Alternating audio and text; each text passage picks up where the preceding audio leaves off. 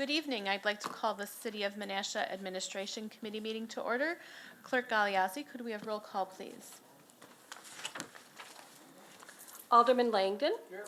Alderman Kruger. Here. Alderman Tom Grady. Here. Alderman Ted Grady. Here. Alderman Rapella. Here. Alderman Nichols. Here. Alderman Taylor. Here. Alderman Severnick. Here. Thank you. The first item of business this evening is to approve the Administration Committee meeting minutes from February 18th, 2019. Is there a motion? Alderman Rapella? Thank you very much, Alderman Nichols. I will make the motion to approve the minutes. We have a motion from Alderman Rapella and a second from Alderman Tom Grady to approve the minutes. Is there any discussion? Alderman Rapella, did you have something? No. Thank you. I just wanted to clarify at the bottom of the first page, under item 3, when we began discussion about Resolution 4 last time, it does state clearly in the minutes that the chair clarified the Administration Committee meeting will be acting on Resolutions 4 and 5.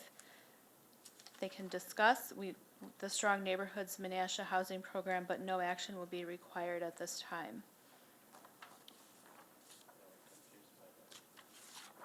Seeing no other discussion, all in favor signify by saying aye. Aye. Any opposed, nay. Minutes are approved. The first action item this evening is a due process hearing for Margaritaville Lounge LLC, doing business as Hammerheads at 6 Taco Street, Menasha, and this item was postponed from our February 18th meeting. The person, I forgot your name, I'm so sorry. Jennifer is here this evening, and Attorney Captain will begin this part of our agenda. Okay, got it. Hi, so basically I got a letter in the mail, I believe at the end of December, telling me that I had to be open by February 1st of 2019, and the bar had been closed since, I want to say, March of 2018, so I was completely unaware. I just had it like in the back burner. I do own 4 other restaurants and 2 food trucks, so when my business partner, the one that was running Hammerheads, when he couldn't pay rent, I just said, okay, well, that's fine, I'll find somebody else and carry on. And then when I got the letter in the mail saying that I had to be open, I had a month and a half, which obviously I couldn't meet the deadline. So that's why I'm here, to see if I can still keep my liquor license, or if I'd have to reapply and then spend another $10,000 on it.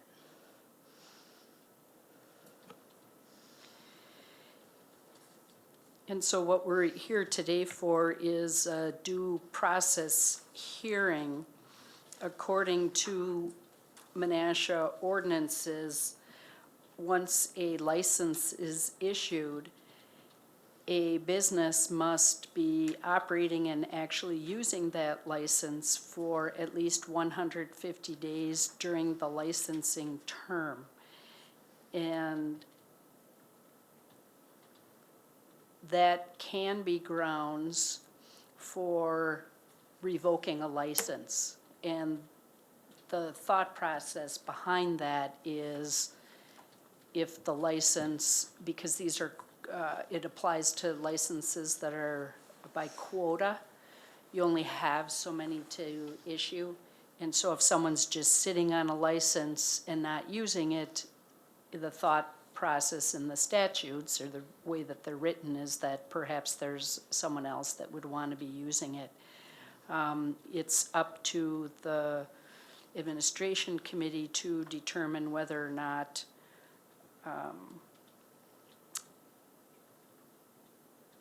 the license should be revoked, or if there should be some remaining time that is given to the business owner. If I can just ask you to raise your right hand. Do you solemnly swear that the testimony which you shall give in the matter now on hearing shall be the truth, the whole truth, and nothing but the truth, so help you God? Yes. And I believe you were just indicating that you did receive notice of the hearing, correct? Yes. And can you tell us when the last time was that the business was operating? Like I said, I can't remember, but I think it was March of 2018. Was it before or after the renewal of the license?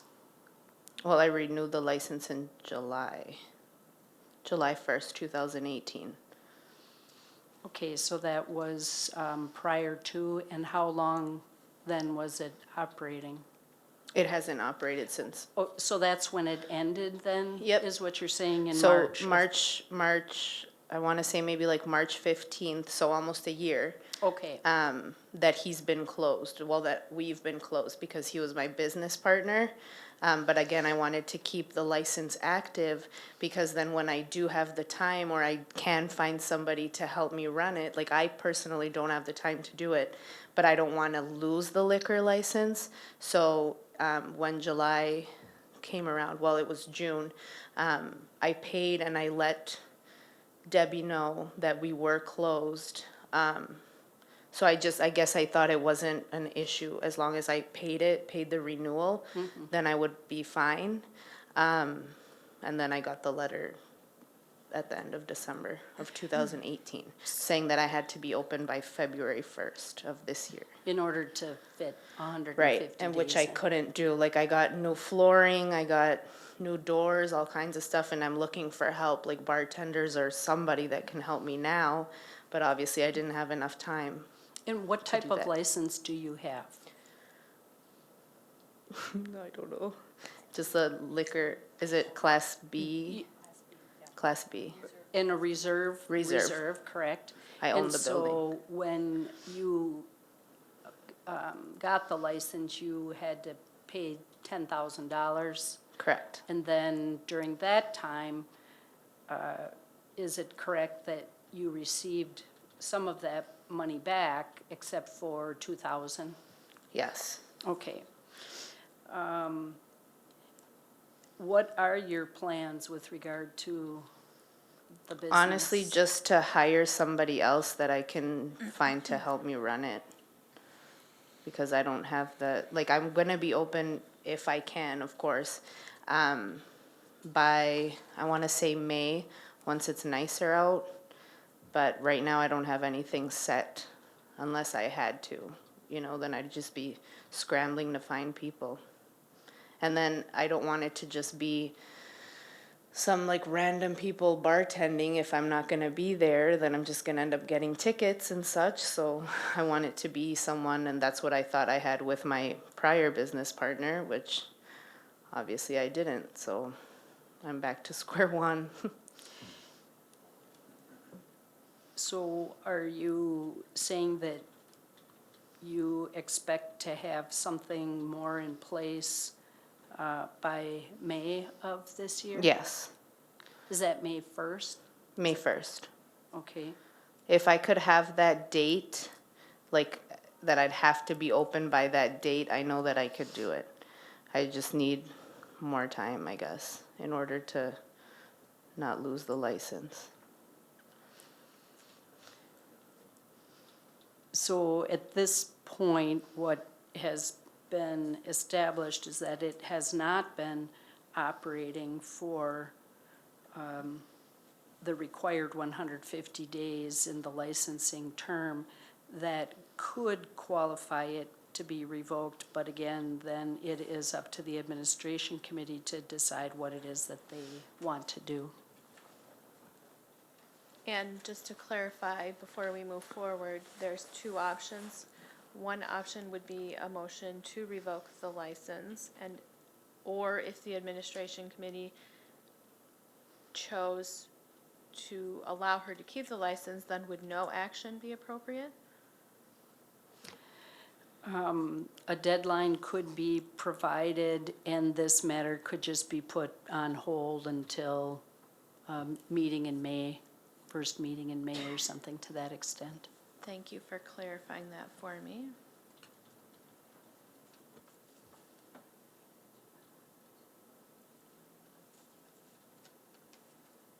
And then I'm assuming I can open the floor to questions from the committee. And if we can just ask the clerk, how many reserve licenses do you have right now? Currently, we have 5 reserve licenses. That means available or altogether? Oh, that's available, excuse me. We have 9 reserve licenses that, and we have 5. Thank you. Okay. I have no idea who turned on their green lights first, so I'm going to start with Alderman Severnick. I kind of take this issue a little serious because for an entire year, I had a individual that I went to high school with that opened up a tavern here, and he wasn't able to obtain his Class B liquor license because the individual who had owned the business inside was retaining it, and he wouldn't relinquish it, and it was a kind of really a hardship, but they succeeded anyways. Sounds like you're very busy. It also sounds like you're a very honest person. I don't have a problem with the May 1st situation, but I do have just a couple questions that might change my mind. And one is, are there back taxes at all on this property? That, when we deal with this kind of stuff, that's got to be known. I do owe taxes, if I can answer that. You don't have back taxes like from 2016 or something No. like that? Okay. No, And And then that I- You're would up not, to date with your taxes. yes, That's fine. yes. that Okay. would not be a factor. That can be considered in a revocation. Yeah. The other issue that I would have is, you had mentioned that you had, and I liked what you said to us, you want to open it up, but you want to do it right. You don't want to have someone in there and you're going to get these violations and things Right. like that. I liked that response. But I have a question then for the chief, is that, do you know offhand if there have been habitual situations at the Hammerhead Tavern Bar? No? No, there's been really Okay. no major issues. All right. I know that other aldermen have questions, but I appreciate your honesty. I would hope that you would take Thank the you. city of Menasha's business community more serious. I realize you sound like you're a very busy person and commend you for that. But although we do have other licenses, it's not like we're gonna have issues. So I'm okay with the May 1st time frame, but I'm gonna let my other colleagues Thank you. raise questions. Alderman Langdon. Thank you, Chair. May 1st, you want to open May 1st? That's what you're looking at? Yes, I know that I'll be Okay. able to do so. So I just have a question. I have questions. I'm just wondering what happened to your partner? He just couldn't, he was the only one that was bartending and he didn't want to hire help and he was just getting tired and he just wasn't putting in effort. So he would just open. He went from opening, I think, every day except Sunday and Monday. And then he just ended up opening like 2 days a week. And it just wasn't consistent. Service sucked. I mean, just being honest. Okay. Like I would go in there after like closing, when I would finish work and have a drink. And I mean, he was just in a bad mood all the time and it just drove people away. So, So you have Would you say 4 others plus 2 food trucks? Yeah, And so you're spread pretty thin. yes. So if I could find somebody that could help me as a manager or, you know, just running the place, that would be great. So you don't think this is too much for you? Yes, full-time, yeah. I mean, if I just added it on full-time, that I'd have to be there bartending and stuff, yeah. And Isn't that's what that- I used to do before. So what do you do and, so you're trying, you have to find people to run your business, to open, close, manage it, Yes, because you can't be there. right. I can't, like, I'm not saying I'll never be there, but I can't Right. be there from You're not open to there. close. Open to Right. close. Kind of one of my concerns is how thin you're hoping to find somebody by Right. May 1st. So that's a little concern of mine, and you're hoping that a person you find is going to be able to manage this, and you're gonna be able to have to trust them. Right. It's kind of a short time to find somebody like that. So Well, I do have somebody in mind. She used to be a bartender there, about 2 years ago, when it was Margaritaville Lounge instead of the Hammerheads. So I'm talking to her and seeing if, she wants to come back. But, and then that was another question, sorry, now that you mentioned that, May 1st, then obviously I'd have to open Monday through Sunday in order to keep the license, right? Okay, just making sure. Okay, thank you. Alderman Kruger. Thank you, Chairwoman. I just had a question for the clerk. When these applications come in for these licenses, are they informed of the 150-day qualification that they have to be within operation and open and operating when they get their license? Clerk Galiazzi. Yes, they receive the ordinances from the city of Menasha that pertain to liquor license. Within the ordinance is the paragraph that talks about they have to operate 150 days. I do not go through each ordinance step by step, but I do give them the ordinance that goes with it, and, you know, it's their responsibility to read through, and if they have any questions, to call, but we do provide them with a copy of the ordinance. Okay, thank you. So my question to you would be is, did you not read the ordinances to see that? I did not. Was there, I mean, I would take it you also got it on your renewal. You got it initially and then on your renewal, and you didn't read I did not. what you had to do, what the city expects you to do as a holder No, of the license? I didn't, I didn't even think twice about it, that was one of the requirements. So again, your goal is to open on May 1st if you're allowed the extension. Yes, My question to you is, if May 1st rolls around and you're not open yet, are you gonna voluntarily relinquish your license, or? yeah, I would. I wouldn't pay the 10,000 again if I mean, I couldn't, I put new windows in, that was 10,000 to make the place look nicer for the guy.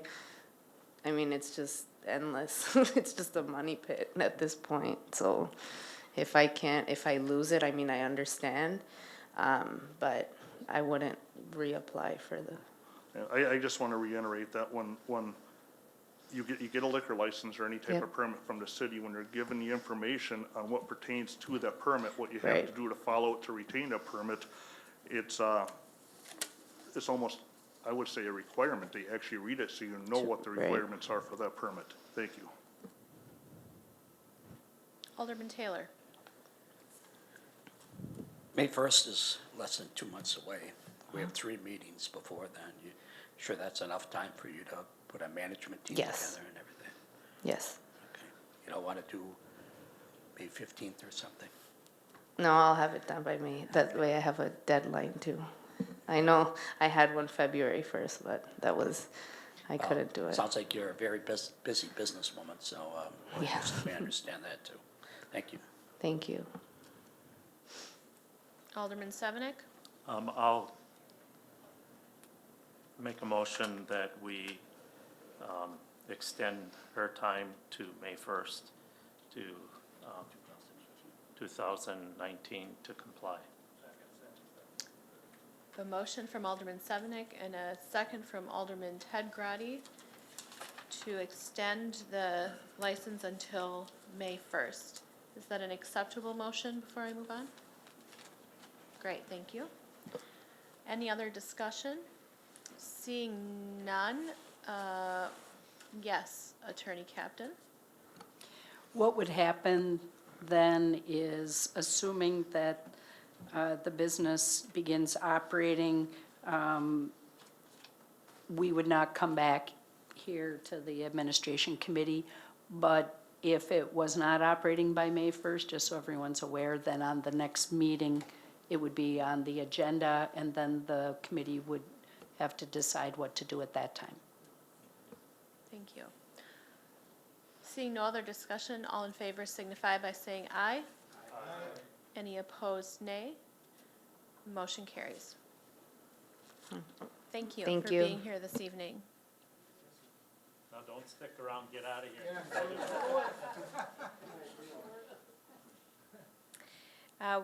Item number 2 is another due process for 5 O'Clock Somewhere LLC doing business as 5 O'Clock Somewhere at 600 Broad Street. And no one is here for that, and so that means we can just move forward with a motion? Great. I'll look for a motion to revoke that license as they are no longer in business. Alderman Sevenick? Thank you, Chair. At this time, I'll move that we revoke the license for 5 O'Clock Somewhere RD LLC at 600 Broad Street. We have a motion from Alderman Sevenick and a second from Alderman Tom Grady to revoke the license for 5 O'Clock Somewhere at 600 Broad Street. Is there any discussion? Alderman Sevenick? Thank you, Chair. I have a question for the city clerk. Is what type of license is this one that they're giving up? Are they giving up a? This is a regular license? A regular license, which is like, wow, I mean, Yeah. that's. See, I don't think most council understands the differences, but this is, now if something were to go in there, it would cost $10,000 to have a license to go in there. Attorney Captain? So it's even In, tougher. with the regular license, what happened with this place is they lost their premises, so they couldn't operate in that same location. And the policy is that they have the ability to find another location, but they were not able to find a location within the period of time. And so they were notified if they wanted to come to the hearing and explain that, you know, maybe they're on the edge of a new location or something, but apparently there is no new location. So then they would lose it. That would leave us with how many then? I know we have a couple that we're holding on to, and then this would be the only other? This would be number 3 of our regulars. Okay. So if there's a restaurant out there that wants to come into the city of Menasha and build a Applebee's or something like that, we'll have a license and you won't have to pay $10,000. Any other discussion? Seeing none, all in favor signify by saying aye. Aye. Any opposed, nay. Motion carries. Item number 3 this evening is the Strong Neighborhoods Menasha, a housing program renovation initiative program. Included in our packet this evening is an updated version based on the discussion we had at our last administration committee meeting. The memo outlines the 3 specific changes that were made to the program. Director Schroeder, if you just want to review that for everyone, those 3 changes. Yeah, certainly. Again, there were 3 changes. These were, 2 of them were fairly minor changes, but the last one was actually adding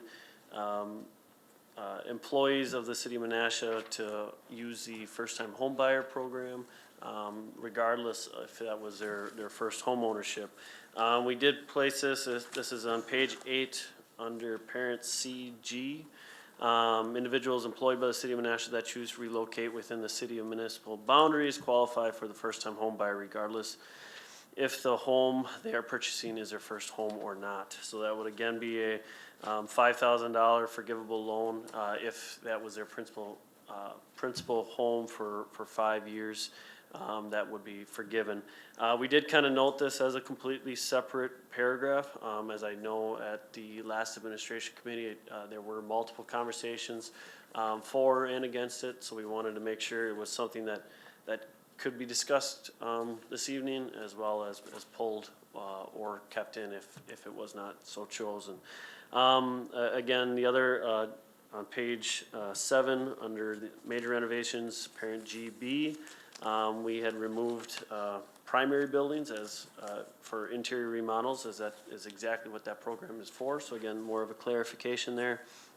And then again, the last thing was we had discussed a budget for this. It would be intended that the annual budget would be set on an annual basis. And we would likely, again, set that, see how the first year went, and we could certainly adjust that for years moving forward. The only other thing that regarding budget within this is for the marketing funds, we did express that 1,500 of the budget per calendar year would be specifically for marketing purposes, and that would be to really get this program out there and do what it is intended to do of get people to move to Menasha, buy a house, and stay here and be a part of our community and show their community pride for many years to come. So I will leave it up to you to discuss. Thank you for that. And before we move on, just what if anything at all is your requested action for this evening, so we can all be on the same page?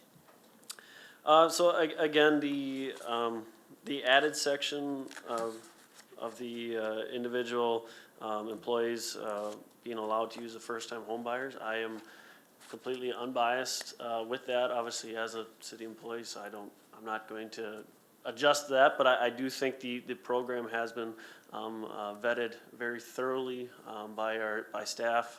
As I kind of stated last time, we had a wonderful team that had spent countless hours pulling this document together, trying to think of every type of scenario and how that would work to get to this point. We do recognize that as you start to use a program, there's always going to be those amendments. We did note within, again, this document itself, minor things such as clarifications, maybe it's just a mistyped word or something like that, could be amended by the Community Development Department, but any major changes, changing funding, it's noted again in page 12, drastically changing the program's intent, the review approval process, or altering the funding would require to come back here. So again, we definitely don't want this to be our program. We want it to be the City of Menasha's program that we're all very, very proud of.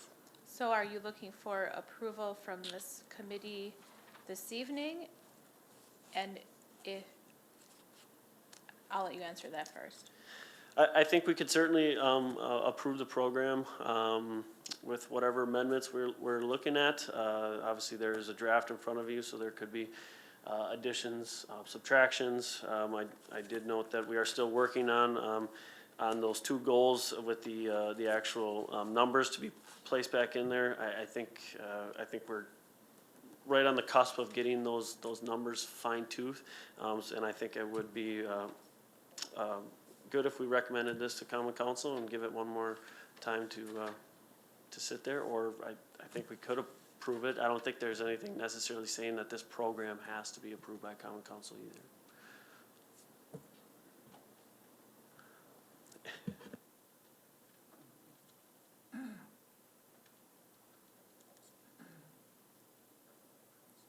And if the committee chose not to recommend to council this evening, then what timeline would you foresee?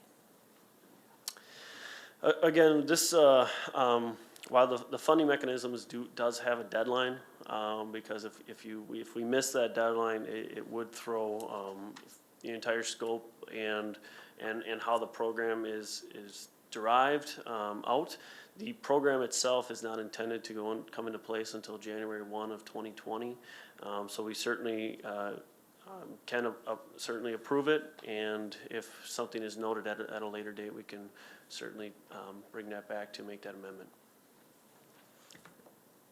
So if I'm hearing correctly, this portion, Strong Neighborhoods Menasha, wouldn't go into effect, fully into effect until January 1st, 2020. So that allows time and flexibility to work with the program and fine tune any parts for this part. Thank you. Alderman Sevenick. Thank you, Chair. First of all, I believe any changes that have ever been made to this needs to come back to the city council, period. So I hope that as long as, Sam, you are community development director, you understand that. Okay.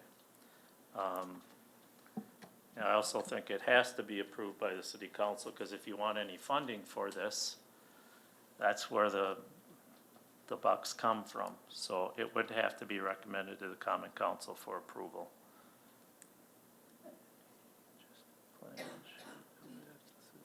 So you had mentioned something slightly, it kind of went over my head about some type of change in here, and that staff should just be able to take care of it. And I don't know what you meant by that.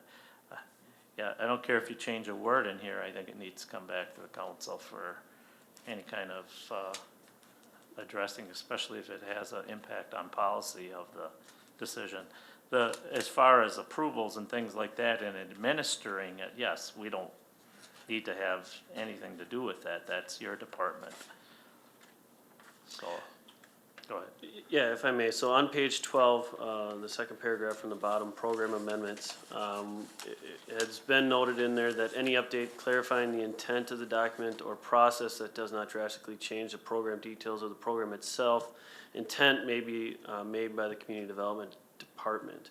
Those changes that would alter the program's intent, drastically change the review and approval process, or alter a funding amount shall require consistent consent from the common council.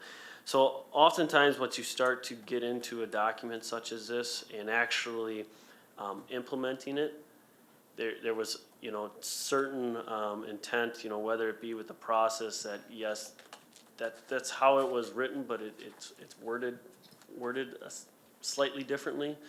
Those were kind of those changes that we were looking at potentially just taking care of from the community development department. But that certainly could be struck and just stated, any changes to any part of this document shall require consent to the common council. All right. Well, let's go to the one that I was trying to address during the council meeting, and that is on page 8, the section about city employees. And I think it's a good idea that we encourage city employees to stay in the city or live in the city, and especially new hires, that they take it serious, that they should live in the community that they're serving.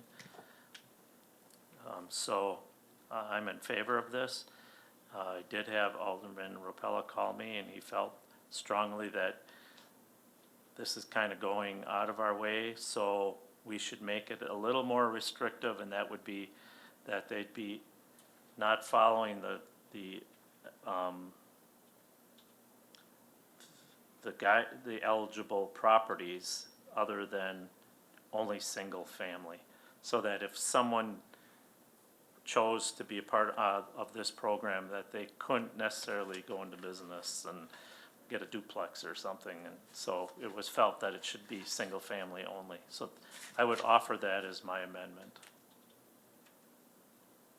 I need a second. Sorry. Second. We have an amendment.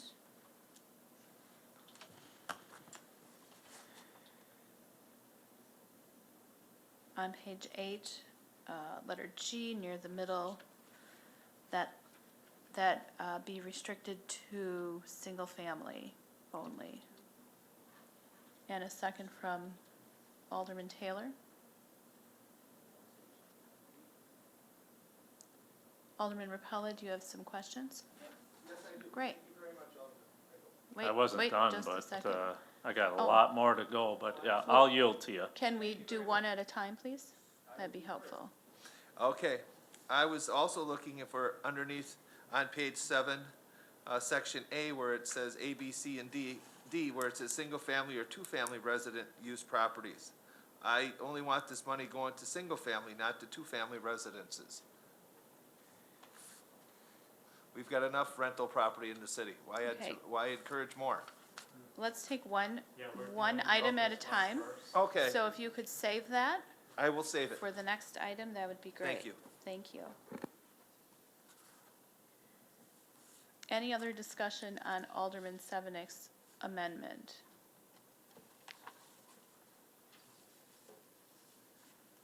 I'll just ask Director Schrader to weigh in on any thoughts regarding that change. I think that's a completely acceptable change if that's the direction of the administration committee and common council. Thank you. All right. Well, We're just gonna vote on the amendment now. I don't even have a motion on the floor, come to think of it. Okay, well, I don't have a motion for the item, but if we can do these changes through motion, then I'm fine with that. All right, we'll take a roll call vote on that amendment.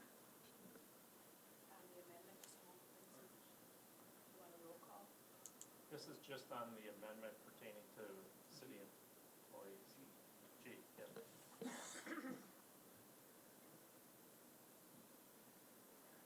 I guess I could do voice vote, and then if we needed to, do roll call, that would be easier. All right, I hadn't thought about that, thank you. All right, all in favor signify by saying aye. Any opposed? Motion carries. I'll do them like that, thanks Debbie. All right, Alderman Repella. Oh, I'm, Oh, go ahead, Randy. Oh, nope, thank you have your turn now. Oh, thank you very much, Alderman Nichols. I'll go down to that first-time home buyer is, again, to reiterate that, Section A, Part D, single-family or two-family resident use properties. I'd like the two-family residents struck out of there.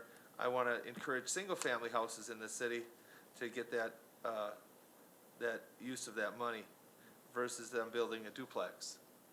Second. Do I have a second? I'll ask for Oh, that, thank you. sorry. Well, just We moving have things a along. Letter D, bottom of page 7, to remove two-family from that line. And a second from Alderman Taylor. Any discussion on that? Alderman Sevenick? I actually think Alderman Kruger was before me. I appreciate it. Alderman Kruger could go first if he'd like. I was before you. No, you weren't. No. Alderman Kruger. Thank you. On this particular amendment, I'm really not in favor of that, because the whole objective of this program is to actually improve all the housing stock. And we do have a lot of two-family residents. In fact, one of my neighbors has a duplex, lives in one half, and actually rents out the other half to it. And the two-family duplexes are one of the bigger problems in the city also, as far as the way they look on the outside and the way they're maintained. I think the two-family residences need to be involved with this too, because like it or not, we have them in our community and they're a big part of the community. And if we don't address those at the same time as the regular housing stock, we're really not improving all the neighborhoods. I know my neighborhood is heavy rentals. I know there's a lot of other neighborhoods that have that are heavy rentals also. So just to exclude those when we have people that might be willing to take on a responsibility and fixing them up, making them look nice, and improving the quality of some of the, people who actually occupy them at times, I think that's a good thing. Thank you, Alderman Kruger. Alderman Sevenick. Thank you, Chair. I agree with Alderman Kruger that the intent of this program is to clean up areas, but he makes a good point, and that is I'm not going to restrict an individual who owns a duplex that wants to make a change. Now, if there's somebody that's running it as a business and has, 3 or 4 of these in town or something like that, then that's different. So I somehow, if we could amend it or change it to the point where if he is the individual owner and lives in the other section of it, then yes, then we can, they can apply, but otherwise, if they don't reside in it, and I don't know, can we do that? If they reside in it, or? Attorney Captain. It already is restricted to, it has to be a primary place of residency Is it, okay, so as there's, part of the so basically, program requirements. I mean, then I would agree with Alderman Kruger that as long as that's in place, I'm okay with that. I don't know why I didn't catch that. But if they have to be the primary owner of the building and live in it and reside in it, and they have to stay there for at least 5 years, that sounds good. Alderman Rapella. Thank you very much. I'll get you. Joe. I love this All right. technology stuff. To me, this first-time home buyer is, they're coming in, they're going to buy a house. They're going to buy a single-family house. I'm not restricting a duplex from getting some money out of this program to paint their walls. I don't want them to get $5,000 to build a new duplex. I want them to build. This is existing stock. It says eligible properties, single-family. It's his first-time home buyer. So, Doesn't have to be a brand new home, it could be a used house. oh, well, I want them to buy a brand-new home. I don't want them to buy some other piece of whatever. Okay, all right. As a fixer-upper. Okay, so we're gonna allow them to fix up a single-family house and a duplex. We have a lot of single-family homes that function as duplexes. Okay. Trouble is, my district, District 8, we don't have a duplex or a apartment complex in it. And that's a very nice place. We don't have any duplexes out in District 8. Still no. Still middle. Oh, That's a big that's that, okay, apartment that's that right off Nature's Way or something, isn't it? Or is, Manitowoc Road. where is it? Manitowoc Road. Still not- Alderman Rapella, your microphone is still on. Oh, well, thank you very much. That's good, Okay. everybody can hear that. Just wanted you to know. Okay, well, good, thank you. Okay, I'm gonna drive, still middle, okay, all right, thank you, I'll check that out. I trust you, thank you. Alderman Taylor. I kind of agree with Alderman Rappel on this. You have somebody with a duplex and they're charging $1,200 a side, and I mean, they're living in one site, but they got the investment property next door, and certainly they can afford to keep those duplexes looking decent. I think where this comes in, and you can help me with this, we have a lot of non-conforming, if you will, upper, lower duplexes in the city. Is there a way that they've been changed over for years, but are they still considered non-conforming because of, they weren't built with a duplex in mind, they were changed over? Is there a classification? That would depend on a specific situation with the actual zoning district. But yes, a lot of those homes that if they were 2-family, 3-family, 4-family converted within a single-family zoning district, then yes, they would be that legal non-conforming. So they may maintain in existence and continue forward as they were actually there prior to the zoning code requirement. And I know the purpose of a lot of this is to get those non-conformings to change back over. And so is there some different language that we should think about on the non-conforming issues? Or is it that somebody's got a side-by-side duplex and they're making that type of income on it, and yet they're not gonna put their own money into it? I think that's what was attempted to be addressed within the major renovation program, within this overall initiative, was exactly that, is to try and get those legal non-conforming properties to come back to a single-family dwelling for this circumstance. So would there be any other type of language we need here that if they're not conforming, they should be, Well, this is for the first-time home buyer. Is that something that might be no, addressed this in is a for the different, two-family resident use properties here, underneath first-time home buyer? eligible first time home buyer. Okay. All right.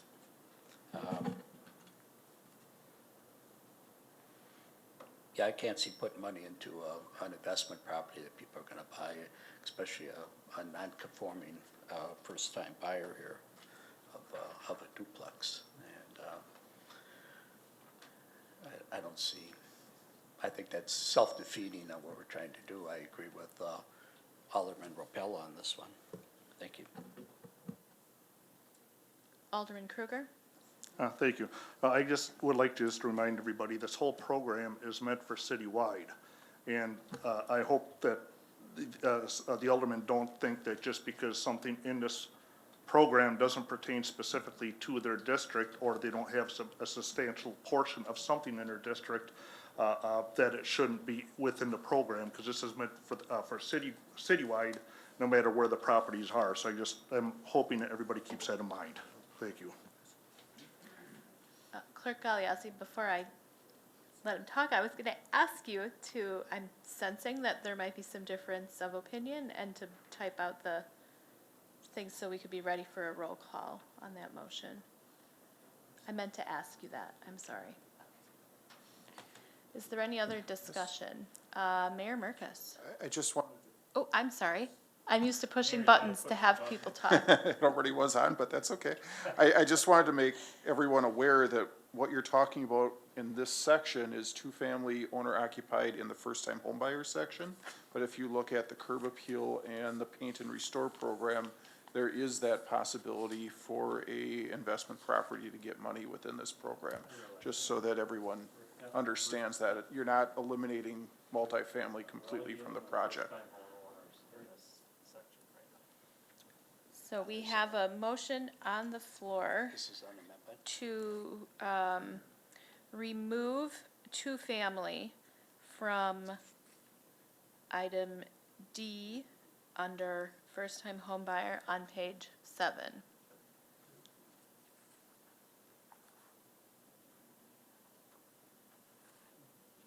And seeing no other discussion, we'll do a roll call vote.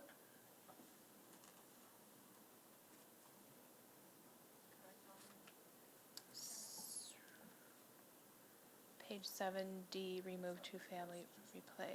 Remove two-family, yep, just remove two-family.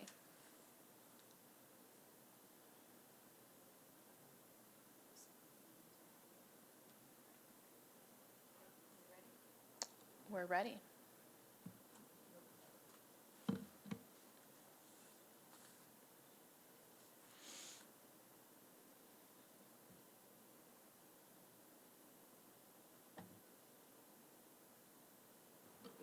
Motion fails on roll call, 3-5.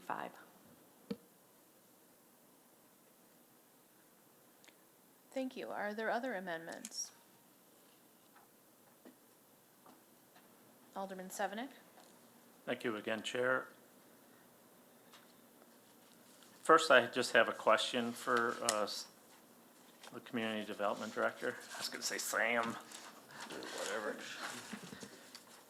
how are you planning to follow up on the 5-year requirement of them staying in the residence without payback? And then let's say, do we need to put anything in there? For instance, if after 3 years they sell the property, do we do something to their title or something that they have to pay us back the $5,000 or whatever dollar amount they choose to take as in this program? I don't recall if it's exactly worded in here, but what we would do with this is similar to the CDBG program where we'd actually put a lien on that property. So when they ran that title work, it would actually come back. The one question that I did get asked today was if somebody moves and doesn't sell the property and doesn't become their primary residence. So that's something that is gonna be a little harder to track, but I think we can work with Menasha Utilities and track that, and maybe on an annual basis, just kind of go through the list and make sure those two match. How do you determine if it's their primary residence? If their name is on the utilities, and things of that nature, now if they started renting it and transitioning it, we would have to obviously prove that if they started to do that aspect. And you put this lien on it, is there some way that could escape us? And let's say 12 years from now, they put their house up for sale and then all of a sudden there's this lien on there and nobody knows and there's no longer a Sam working for the city, he's working for Chicago as the community development director. I hope not. The attorney can correct me if I'm wrong, but I believe the lien, we could put an expiration date on that, so it would lapse after 5 years. All right, excellent. All right, and then if I could just follow up then, you talked about budget. Where's the budget part in here? So I'm not talking out of eligibility. Let's see here.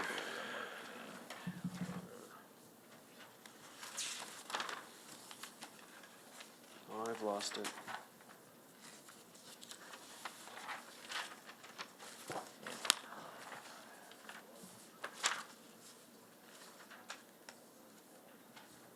Page 12, you find marketing it? funds.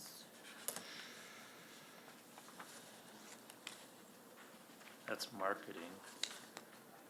I think Joe noted it in his memo. Yeah, that's the only where I see it is in the memo.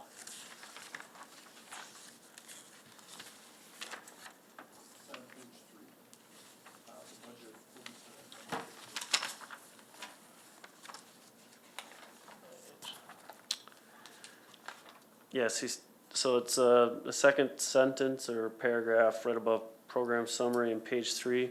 The budget for the program will be set on an annual basis and will be included in the city of Menasha's operating budget. Again, I think we would likely start in that $250,000 range. But again, we'll look at that a little closer as we get to budget, and then obviously it would have to be approved through the budget. Where in this do we set, do I have my old one? What was the total? It was like 840 something or what? That initial memo that we got 2 weeks ago. What was the total amount for this program? If I recall, it was $871,000. Okay, so as far as I'm concerned, I'm getting things mixed up here again because it goes back to that amendment, or not, excuse me, the other ordinance. And in my opinion, the dollar amount, the $871,000 is too high for this program. That is a lot of money. That's a lot of money for this program. We created that TIF to provide services in that area, like sewer and streets and lighting, and I think the mayor and I will disagree on this a little bit, but I think additional money should have been spent out of there in that business park. It's got the basics. You know, it could have been an incredible business park, but we didn't use the funds, and maybe it's smart that we're now using it for this because we have to do it this way, otherwise, because we can't spend anymore in that particular TID district.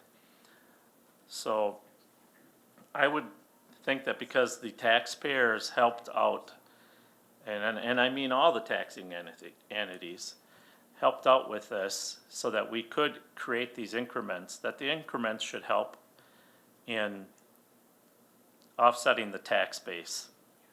And I think that there should be a certain amount of that dollar amount that should go and stay in the general fund for general tax relief for this community. I think 871,000 is a high amount, but I also realize that by doing these things, we're also gonna help to offset the tax base because we're gonna increase, you know, the property values, and then therefore they'll be paying a little bit more in taxes here and there. But it also cleans up our community, and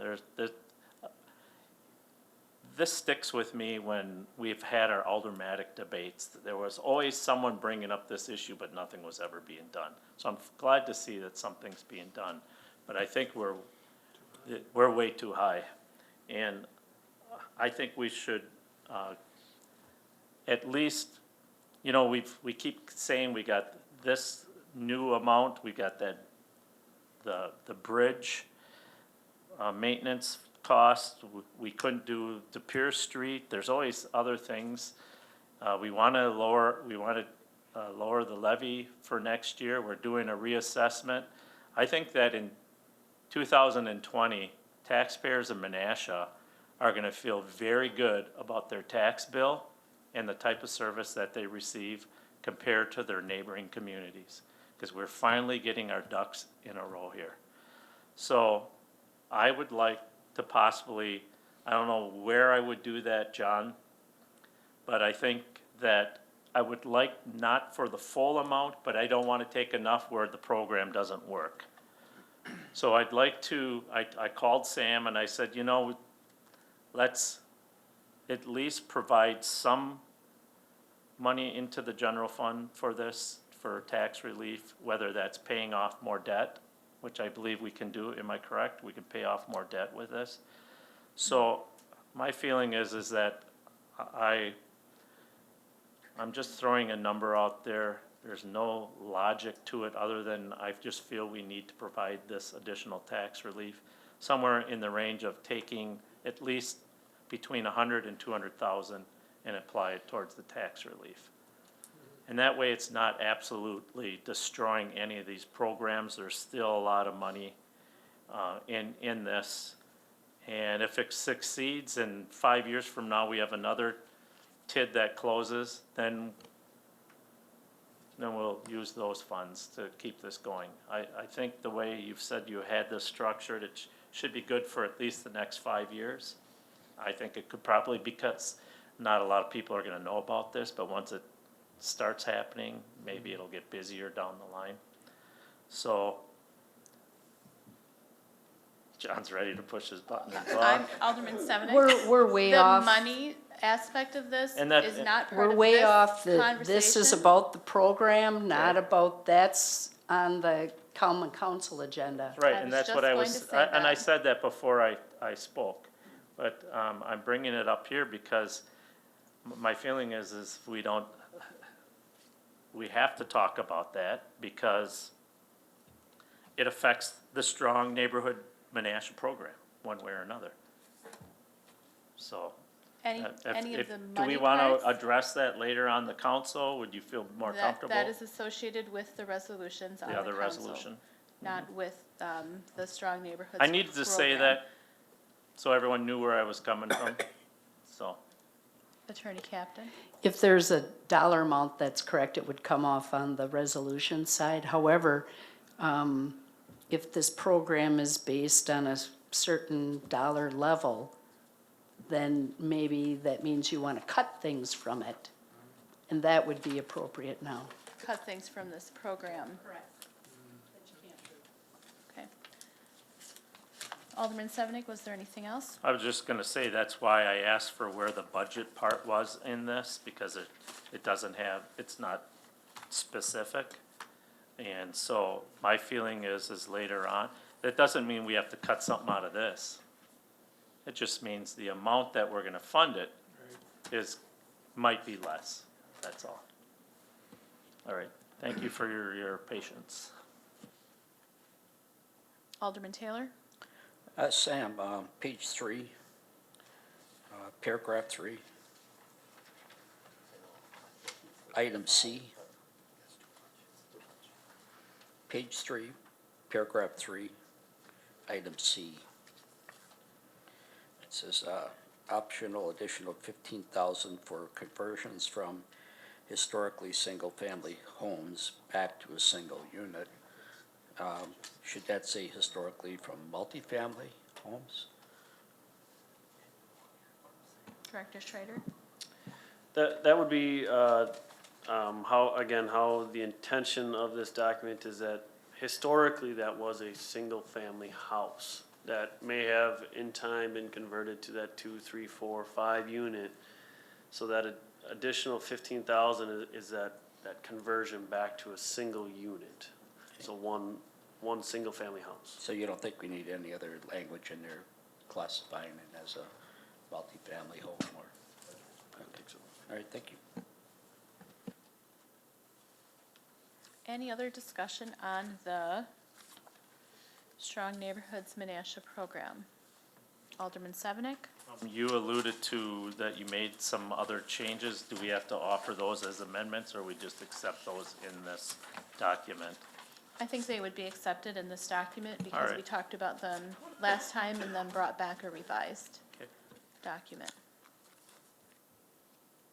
Any other questions or conversation?